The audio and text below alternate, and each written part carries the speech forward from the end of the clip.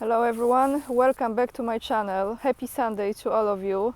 I know that there are some of you who are expecting today to have a different video of more spiritual topics and different kind of subjects. However, this is a very important day today because, as you know, today we have the 1st of September, and exactly 85 years ago the World War II has begun. I will start this video with sharing a personal story from my family. My father was 7 years old when the war has started, and he was about to go to school. Because on September 1st, this is when the school starts, since we have Sunday today, so it will start tomorrow. However, in that time, in that year of 1939, my father was ready to go to school. But he didn't. But you know, I have to tell you, in spite of that, in spite of him being 7 years old, and actually my family sacrificing a lot throughout that horrible time, he was able to accomplish a lot in his life. Because that period has strengthened many people's characters. And he used that time, in spite of even losing 4 fingers in his left hand due to the mine explosion when he was older. He was older already. It was actually, I think it was after the war has ended, or just before the end of the war. He was playing in a field with some toys and some objects, and he didn't know that underground or in that area was a German mine that exploded, and he lost 4 fingers in his left palm. Still, that didn't stop him to finish one of the best schools, become the engineer, and continue with his life. So if this story gives any of you some hope and some encouragement not to give up despite of all the obstacles, in spite of all the challenges and whatever they are trying to throw on us or use us for, we can survive. If the spirit is strong, you will survive. But some numbers here, since now I question everything, so I question those numbers as well. However, that's what I came across, and I'm gonna read you this. In my opinion, World War II, so far, to this moment, was one of the biggest resets in the human history. This was one of the largest human sacrifices, and this was also one of the largest financial resets. That's how I look at it. So absolutely, perfectly aligned with the satanic, demonic, reptilian plan that they have still in action. 75 million people died in World War II, including about 20 million military personnel and 40 million civilians, many of whom died because of deliberate genocide, massacres, mass bombing, disease, and starvation. So again, how they celebrate, how they worship their God, this is the way. The Soviet Union lost around 27 million people during the war, including 8.7 million military and 19 million civilian dead. Polish people, Poles, between 5.5 to 6 million lost their lives. United States lost over 400,000 soldiers. The civilian to combatant fatality ratio in World War II lies somewhere between 3 to 2 and 2 to 1, or from 60% civilian and 67% combatant. I don't know at this point, guys, since we are being lied throughout the history on so many levels, how accurate those numbers are. Perhaps there was more than those numbers are saying, how they can even count the victims. That's why I decided to do this video, because we cannot forget what took place 85 years ago, and we also cannot forget what took place in Wołyń, even though it's not convenient for the Ukrainian government. Since you know, some of you probably, there was an incident, let's put this way. Some words have been spoken during Campus Polska. This is the campus about the future of Poland, in which we had two people in the middle of this kind of stage or gathering. We had Radosław Sikorski, our Minister of Foreign Affairs of Poland, the one who tweeted "Thank you USA" after the Nord Stream pipeline poof, and then he deleted the tweet. And we had the Foreign Minister of Ukraine, Kuleba. And the students who gathered there were able to ask questions. And one of the girls stood up. She got the microphone. I think it was divine timing and divine power in action that this person was allowed not to miss this question. And she asked exactly this question. Well, she started, "We hope that Ukrainians will fight for Ukraine and for Europe, for our freedom, but I wonder how we will cope with historical difficulties, especially when will Poland be able to carry out the exhumation?" When she said exhumation, applause from most of the audience. Exhumation of the Wołynian massacre, considering that Poles support Ukraine. That was her question. I am very glad that someone had the courage to ask that. And what he said. Let me tell you what he said, because this is what the entire country at this point, those who actually have idea what's going on, is living and commenting, and if anything, for some reason, could unite all different parties. This is the subject that it does. Because Kuleba says this: "I very much appreciate your emotional involvement. We are in Olsztyn. It is a beautiful city, beautiful region, peaceful region. Are you aware of Operation Vistula?" We call it Akcja Wisła, Operacja Wisła, Akcja Wisła. "And the role of Olsztyn in this operation?" And she answers, this girl, "Yes, I am. I am aware of what Operation Vistula was." So Kuleba continues. "And you know that all these Ukrainians were forcibly expelled from Ukrainian territories to live here, among others, in Olsztyn. But I am not talking about that. If we started digging into history today, the quality of the conversation would be completely different. And we would go very deep into history and recall the bad things that Poles did to Ukrainians and Ukrainians did to Poles. You are talking about exhumations. We talked about exhumations in Wołyń with Radek Sikorski, right?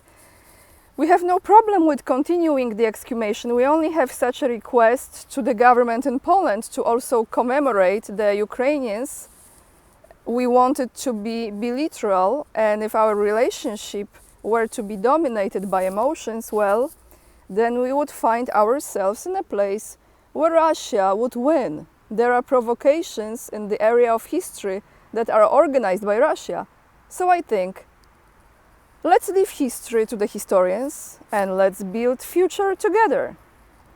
So here I want to comment on this, and then I tell you what the government is saying, Polish government, in response to this. Well, we had one of the ministers right next to Kuleba, right?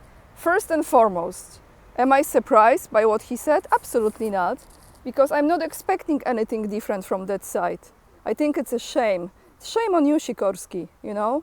Sitting there, putting your head down when he's saying those words and not standing up for Poles. Because maybe if you lived in that time and you were unfortunately living in that area, you could be one of those people. You never know. Of course, he didn't say anything. So let me tell you what Vistula action or Operation Vistula was. Well, actually, Polish Senate in 1990 already recognized and condemned those crimes as a communist crime. Vistula was an operation carried out in the years of 1947 until 1950 by the Polish Republic of Poland, which aimed to displace mainly the Ukrainian population from southeastern Poland, primarily in the western lands. In total, over 140,000 people were displaced. Now, because he's comparing this to Wołyń, the genocide that took place in Wołyń. So let's go through Wikipedia, because of course the numbers are not correct. Somehow some facts are. Wołyń. Rzeź wołyńsko-galicyjska, which is Volhynian Galician massacre carried out in German-occupied Poland by the Ukrainian insurgent army UPA with the support of parts of the local Ukrainian population against the Polish minority in Wołyń, Eastern Galicia, part of Polesie and the Lublin region from 1943 to 1945. The peak of the massacres took place in July and August 1943.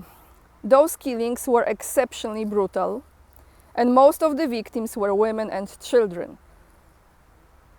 The UPA's actions resulted in up to 100,000 deaths. Let me just tell you here, okay, let's continue, then I tell you the number. Estimates of the death toll range between 60,000 to 120,000. So just in that period of time, July and August of 1943, they killed over 100,000 people. They slaughtered, the genocide. However, the reports that are circulating are about 500,000 people in total that died because of that. So now you have the minister from Ukraine comparing Operacja Wisła, so Vistula Operation or Vistula Action, removing people from one region to another, comparing this to genocide, right? So here we have Tusk, our new/old prime minister, responding to this, and I'm gonna give you some of his words. I'm actually surprised how the government responded, but it doesn't mean anything will come out of it. As I'm aware of, there were at least 9 attempts or 9 requests for the exhumation of those people who have not been buried until this time. There is a monument that Polish citizens had created, put together, and what I'm gonna do, I'm gonna post the picture of this incredibly moving monument in my community page, so you can go and look at it. It really moves you, you know, when you look at the design of it. But let me tell you what he said. So he says, one second, his reaction. I have an equivocally negative assessment of what the Ukrainian Minister of Foreign Affairs said on both the interpretation of history and the problems of exhumation itself.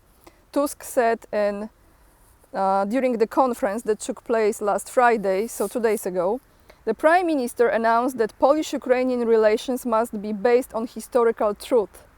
Now, Władysław Kosiniak-Kamysz, who, you know, our Winnie the Pooh tiger, the Minister of National Defense of Poland with his backpack ready, he spoke on this matter and he said, "It hurt me as a Pole."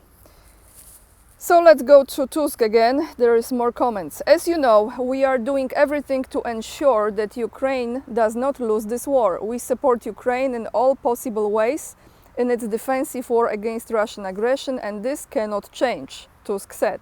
He added that he would like what is disputed between Poland and Ukraine not to become an alibi for anyone who presents pro-Russian tendencies.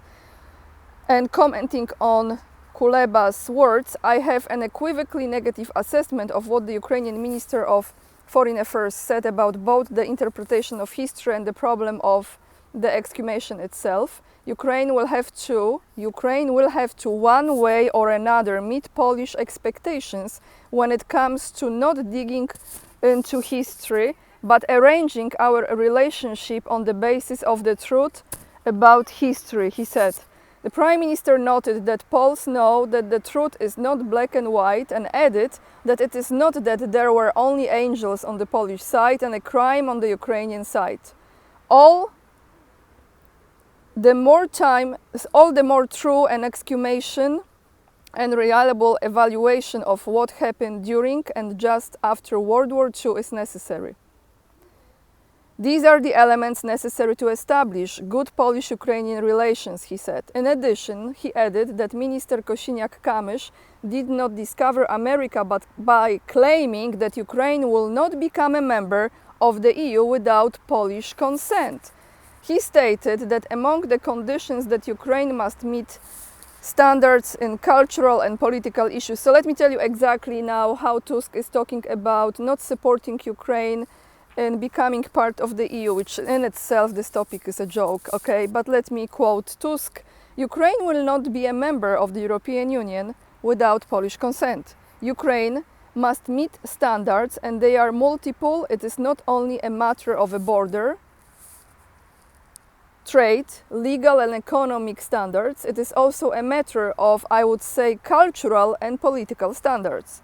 Tusk noted the EU would not have been created without reconciliation between Germans and Poles. Ukrainians must understand that joining the EU means entering the area of standards regarding political and historical culture, he emphasized. And then Kosiniak-Kamysz, the doctor actually, he's a doctor.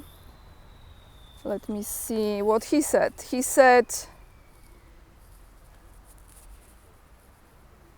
he's now in United States actually, he's visiting United States, our Minister of National Defense of Poland. And he was asked about Kuleba's statement and he says this, that it hurt him as a Pole. Maybe I am putting this issue sharply in this dimension, the European Union, as settling accounts with the past. But we also cannot say to everything that, okay, another time, because when will it be another time? I don't see such a moment anymore. I thought that war destroys these bad emotions, which often grow, he said. Why make it so difficult, guys? Tell me, I just want to understand why they make it so difficult for this exhumation. What is the problem here? Must be something very, very dark, isn't it? I have few more words here from someone who became the ambassador to the United Kingdom, and that is Zaluzhny. You remember Zaluzhny? Well, Zaluzhny now is the ambassador to UK, and he is warning the West, prepare for war. While giving a speech at the Royal United Services Institute Land War Conference, what a name, the former Ukrainian commander and newly appointed ambassador to the United Kingdom gave a chilling warning about the future of warfare. The experience of our struggle will be useful to everyone looking for a path to peace. And the path to peace can also be through war. Zaluzhny began his speech this way, continuing, if you want peace, prepare for war.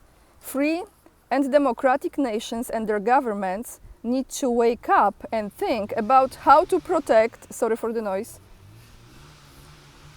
I don't really know where it's coming from, how to protect their civilians and their countries, citizens and their countries. Zaluzhny explained before he went on to share what Ukraine had learned since February 2022.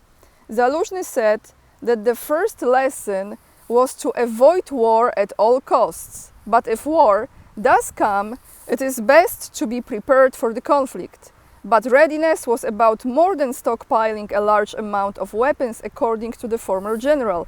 Preparing for the future means preparing society for the sacrifices it will need to make to survive a future conflict.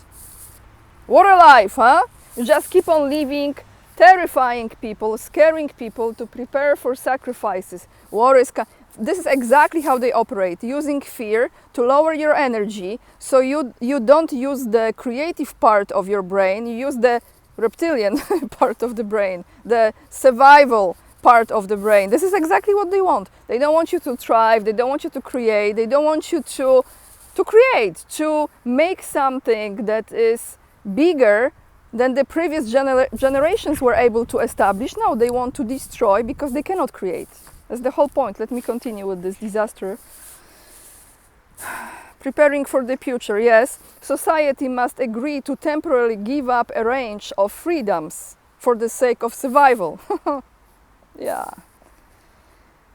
Modern wars, unfortunately, are total. They require the efforts not only of the army but also of society as a whole. Politicians can and should mobilize society, Zaluzhny said, adding economic, financial and population resources should be marshaled to be ready for war. The second lesson he could impact on the West was that war can in no way be seen as a part of the domestic political process. But this lesson was far less important than the one he revealed about technological development. The Russian-Ukraine war, so here is like the mic drop. The Russian-Ukraine war is not yet a war of the future. It is only a war of transitional period. But it is our war that forms new rules. We Ukrainians, with our blood and thirst for victory, as forming new patterns of a new war. A war that will be the war of the future. I don't want to comment on this, okay, because I think you know what I would like to say. However, I want to end with the comment that is so on point, actually, in those topics. This is from Gary Nigel Draper. If I mispronounce your name, apologies. A quote from Voltaire: "To murder is forbidden, unless it is done in large numbers and to the sound of trumpets." Isn't it a great quote and great comment for what I just read to you guys today? And I'm really sorry this video is not the spiritual video. I promise you next Sunday we will be back with that. However, you understand, we have September 1st today, and you know what took place 85 years ago. We have to remember everyone who died, not just fighting, but also being sacrificed so they can worship whatever they worship. And you know, when we forget, that's how they win. So let's not forget about it. And with this being said, thank you so much for watching. Thank you for all your comments. I really, really appreciate them. Thank you for hitting this like. It means a lot and it really helps the channel to grow and YouTube to recommend the videos to other people that maybe never came across the videos like this. Maybe all they do, they watch the news.